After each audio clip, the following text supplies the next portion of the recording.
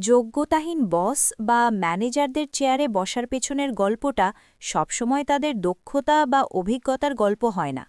অনেক সময় এর পেছনে থাকে দুটি তিক্ত ও গোপন মন্ত্র: চাটুকারিতা বা সাইকোফ্যান্সি এবং স্ট্রং রেফারেন্স বা নেপোটিজম।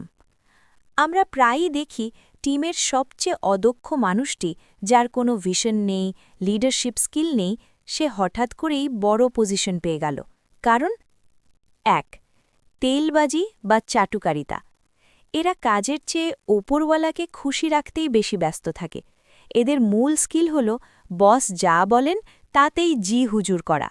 বসের ইগো ম্যাসাজ করে এরা নিজের অযোগ্যতা ঢেকে রাখে। ২. টপ ম্যানেজমেন্টের রেফারেন্স। কারো মামা চাচা বোর্ডে আছেন কিংবা টপ ম্যানেজমেন্টের কাছের লোক, ব্যাস, ইন্টারভিউ বা স্কিল সেটের কোনো বালাই নেই, সরাসরি বড় চেয়ার।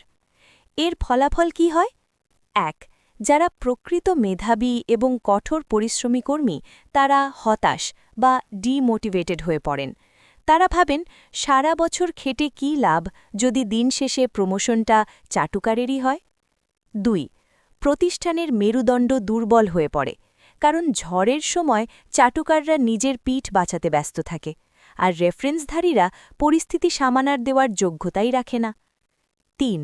বসের প্রতি টিমের শ্রদ্ধা থাকে না, থাকে কেবল ভয়, আর ভয়ের রাজত্বে ইনোভেশন বা সৃজনশীলতা জন্মায় না। ম্যানেজমেন্টের বোঝা উচিত, তেল দিয়ে চাকা ঘোরানো যায়, কিন্তু প্রতিষ্ঠান চালানো যায় না, আর রেফারেন্স দিয়ে চেয়ার পাওয়া যায়, কিন্তু লিডার হওয়া যায় না। দিন শেষে, a team of sheep led by a lion is better than a team of lions led by a sheep. আপনার প্রতিষ্ঠানে এমন কালচার নেই তো?